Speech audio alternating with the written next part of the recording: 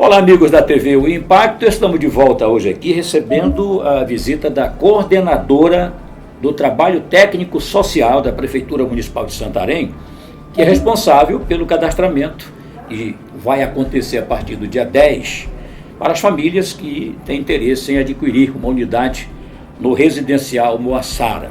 Então, já houve um primeiro cadastro, feito pela Associação de Moradores, tal, mas agora vai chegar a vez da Prefeitura fazer também o cadastramento dessas famílias que estão fora.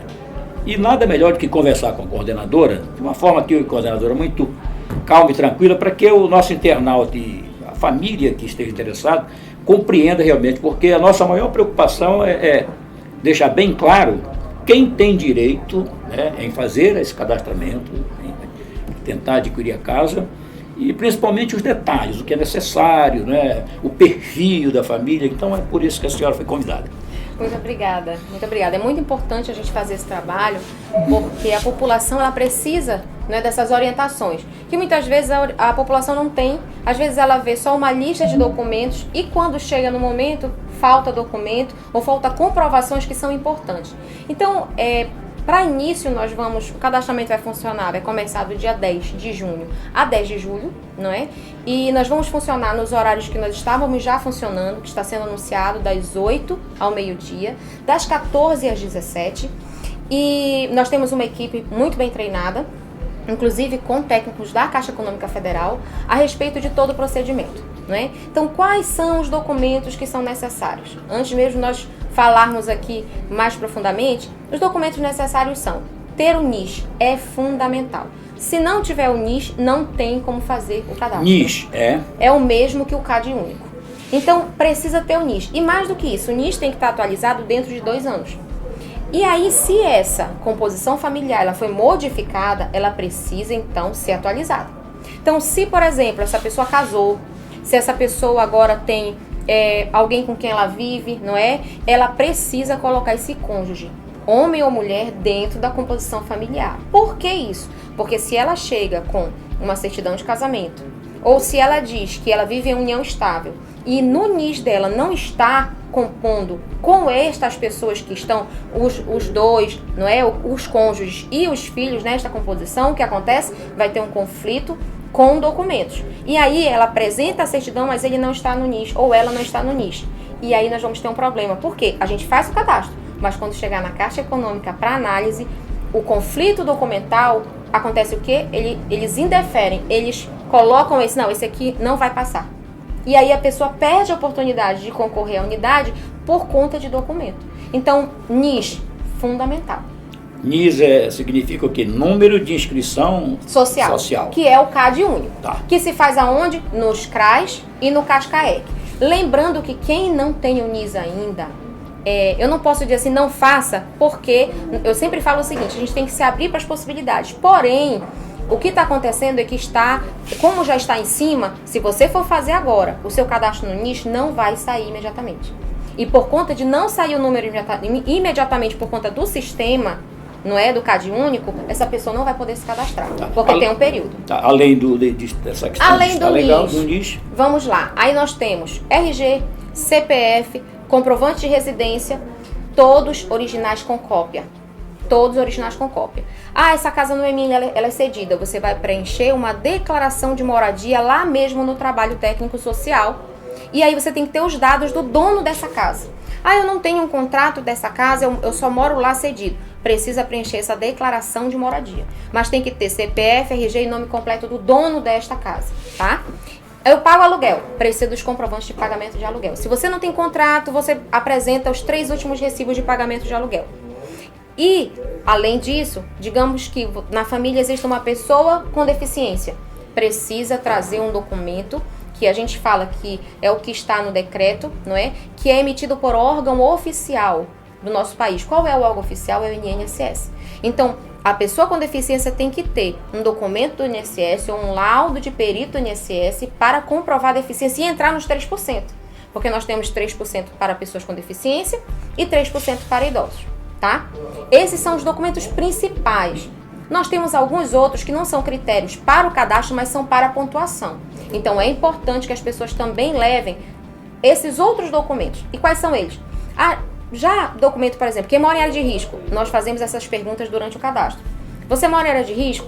Para comprovar que mora em área de risco, ela tem que estar num relatório que nós já solicitamos tanto para a Defesa Civil quanto para a Centras. Quais são as áreas de risco do município? E ela tem que estar dentro dessa lista. Se essa pessoa não estiver dentro dessa lista, dos nomes dessas pessoas que moram em área de risco, ela não vai ser considerada de área de risco. Uma mulher vítima de violência, ela tem que ser acompanhada pelo marido Pará. Então, se não tiver a comprovação que esta mulher é acompanhada, sofreu violência e faz esse acompanhamento, ela não vai receber a pontuação. Ela vai fazer o cadastro, mas ela não recebe a pontuação. E o que a pontuação faz? Todo mundo pergunta. É o que vai diferenciar quem vai ficar mais na frente ou quem vai ficar mais atrás. Exatamente, na hora de receber a sua unidade. Para receber e concorrer, né, a sua unidade. A mesma coisa, por exemplo, quem é do Centro Pop. Né? Eu sou do Centro Pop, eu sou morador de rua. Tem que comprovar que faz parte do Centro Pop. Não basta você dizer eu sou morador de rua. Então, essas comprovações são fundamentais, porque documento é o que faz com que se aprove ou reprove um cadastro. Claro que a Caixa, quando chegar na Caixa, vai fazer um cruzamento de informações. E se não bater o que está no NIS, o que está no CPF da pessoa, aí a Caixa, então corta. Uma questão importante aqui é a declaração de renda. Se a pessoa não tem uma renda formal, eu não trabalho formalmente, eu não tenho contra-cheque, a pessoa vai preencher no ato do cadastramento uma declaração de renda. Ela preenche quanto ela faz por mês trabalhando, seja qual for o trabalho dela, e ela assina. Já para quem tem a renda formal, vai levar os 3 últimos contra-cheques, comprovando essa renda. Lembrando que o programa, ele é um programa social. A maior parte do que é feito no programa é autodeclaratório. O que significa isso? A pessoa, ela faz a declaração e ela assina. Então, quando termina todo o cadastro, a pessoa assina aquilo que ela declarou. E esse papel que ela assina é reconhecido como documento. E é um documento oficial. E ela pode ser, então, enquadrada juridicamente caso ela minta ou ela omita, né? Porque isso é considerado fraude. E aí ela pode, então, ser responsabilizada judicialmente por essas informações. Tá, inclusive é um assunto que vale a pena a gente colocar bem claro, porque nós temos informações de que no residencial Salvação, nós tivemos alguns problemas que aconteceram de informações falsas. E isso causa, inclusive, até a perda mesmo que já esteja com a casa, pode perder, não é isso? Exatamente. Nós hoje estamos num processo no Salvação, além do trabalho social, que ele é o que realmente é o cerne do trabalho técnico social, é o quê? A gente faz o cadastro, a gente envia para a Caixa analisa, a Caixa manda, esses aqui estão aprovados, esses aqui não estão aprovados por essa razão. Voltando, e quando nós entregamos as unidades, depois disso a gente faz um trabalho social. E esse trabalho social é o quê? Nós vamos dar, então, mecanismos para que essas pessoas possam crescer. Então, nós vamos fazer cursos, né? Nós vamos fazer palestras, etc. Esse, de fato, é o cerne do trabalho técnico social lá que nós fazemos. Mas também existe o acompanhamento das unidades. Então, quando você visita uma unidade e nós detectamos que não é o beneficiário que reside na unidade, ou essa unidade nunca foi habitada, ou essa unidade já foi vendida, ou ela foi alugada, ou ela foi cedida, nós então fazemos uma notificação, essa pessoa é chamada até o trabalho técnico social, nós então conversamos com a pessoa, expomos a situação, lembrando que esse tipo de circunstância é considerado quebra de contrato no programa do governo federal Minha Casa Minha Vida, faixa 1. Na portaria está lá descrito, é lei. Então, quando a pessoa ela vende, ela aluga, ela cede ou ela nunca morou na residência, a residência está fechada, pode acontecer a quebra de contrato e essa unidade ser retirada. E o que se faz com essas unidades? Nós encaminhamos essas unidades para as pessoas que estão na lista de espera, que existem muitas pessoas na lista de espera aguardando uma oportunidade para ter uma unidade. Tá. Doutora, outra coisa que também é importante é em relação à renda, que as pessoas confundem muitas vezes que a renda familiar, porque na verdade é a renda familiar, não é a renda pessoal. Exatamente. A renda... Qual é o teto? Exatamente. A renda é de 0 a R$ 1.800. O teto máximo é R$ 1.800, a renda familiar bruta. Aí eu vou dar um exemplo aqui bem simples para as pessoas fazerem a soma. Nessa família tem 2 pessoas que recebem salário mínimo. elas já bateram. Elas já não podem se inscrever. Por quê? Porque você fazendo a soma bruta de 2 salários mínimos, dá 1.900 e um pouco, 1.930 e alguma coisa. Passou dos 1.800. Passou de 1.800. E no sistema não passou de 1.800. Se você tentar colocar 1.801, não passa. Então o sistema bloqueia, não deixa. Então se não tiver dentro, enquadrado, e é importante, não adianta mentir. Porque posterior ao cadastro, nós vamos ter visita. Então a pessoa diz assim, eu sou solteira. E aí nós vamos chegar na unidade, nós vamos, e não é marcado. Nós vamos encontrar ou o companheiro ou a companheira, nós vamos encontrar outras pessoas na unidade e nós vamos questionar. E aí, sabe o que vai acontecer? Esse cadastro vai ser indeferido. Por quê? Porque é prerrogativa do município indeferir. Pessoas que transferem o IPTU achando que, porque vai pesquisar, o IPTU não está mais no meu nome. IPTU é posse. O decreto diz que toda pessoa que possui imóvel é posse. IPTU é posse. Então, se você tem, não adianta você ir correndo transferir.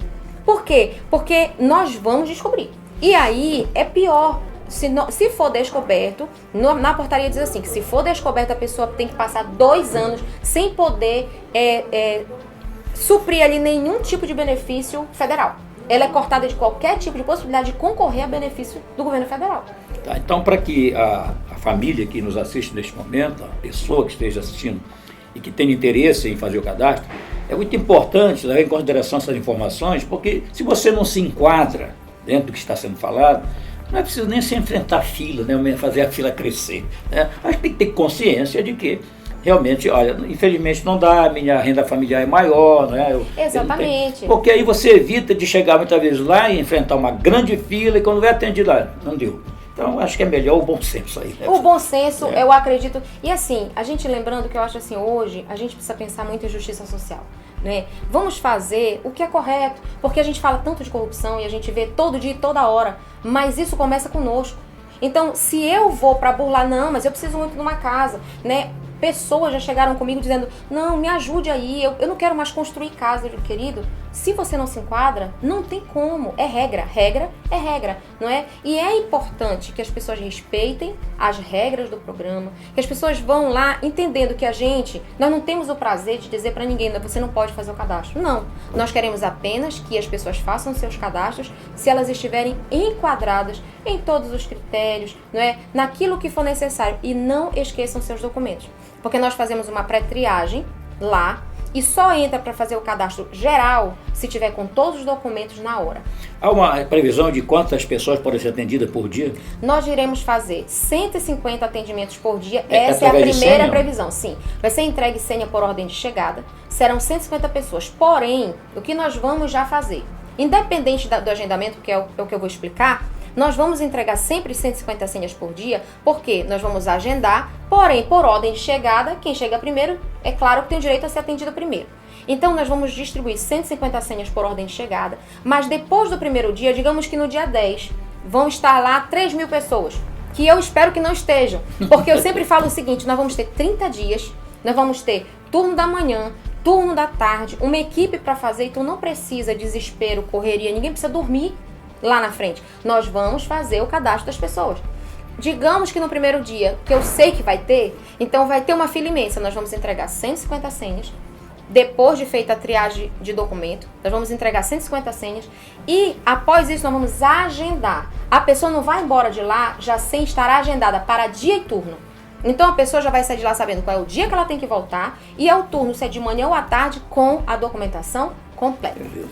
Maravilha, aí porque realmente evita, né, daquela... Exatamente. A pessoa, por exemplo, 3.000 pessoas no primeiro dia, são atendidas 150, sobraram 2.850. Né? Exatamente. Aí volta para casa, sem nada, assim não. Ela já vai agendada, olha, você vai ter que voltar aqui tal dia. Com os documentos. E pronto. Onde é o endereço? Avenida Cuiabá, 661, fica logo depois do Detran. Então a gente vai estar recebendo todo mundo, como a gente sempre tem feito, com orientações, né? Com todo cuidado. Nós estamos lá para atender a população. Então as pessoas estão treinadas para isso. Então nós só pedimos que a população vá disposta realmente a fazer o seu cadastro de maneira correta e entenda que tem ordem, não é? A gente vai fazer a triagem, mas nós estamos lá para fazer o atendimento, não precisa de desespero. Todo mundo vai poder ser atendido, não é? E fazer o seu cadastro dentro das possibilidades, dos critérios e documentos. Tá, e antes de terminar, um lembrete importante para você que de repente está pensando em dar informação falsa lá. Eu tive informação de que no residencial Salvação já aconteceu o fato de devolução de casa. Exatamente. A Caixa, retomada. Exatamente. Existem 2 casos diferentes no Salvação. Um é a retomada da unidade, quando a nossa equipe passa, detecta, porque nós temos a gente faz uma verificação de unidade em unidade, então a gente envia para a Caixa, notifica a Caixa, e a Caixa chama esse beneficiário e procede com a quebra de contrato, e essa casa a gente já passou mais de 50 casas aproximadamente, em retomada de unidade por situações desse tipo. Mas também nós temos reintegração de posse. As pessoas que estão ocupando irregularmente as unidades, que as pessoas chamam de invasores, mas é ocupação irregular, falando juridicamente, já existe um mandado de reintegração de posse emitido pelo juiz e apenas aguardando a execução da Polícia Federal. Não é pelo Estado, não é pelo município, é a Polícia Federal que vai executar essa reintegração de posse. Porque exatamente se trata de um programa do governo federal. Então aí eu peço que as pessoas tenham essa compreensão. Tá certo, e eu peço que as pessoas realmente sejam beneficiadas, né, aquelas que têm o direito, porque é um programa muito bom. Sim, verdade. Né, de habitação, o déficit de habitação no país é muito grande, então é um programa que merece realmente todo o nosso respeito, o nosso carinho, mas principalmente a seriedade, sim, né, das pessoas certeza. que pleiteiam. Doutor, muito obrigado pelas informações, eu acho que foi muito claro aqui. Obrigada, eu que agradeço a oportunidade de informar a população, porque quanto mais a gente informar a população, melhor vai ser o trabalho e as pessoas vão ter menos dificuldade, não vão sofrer em fila e tudo mais. Ok.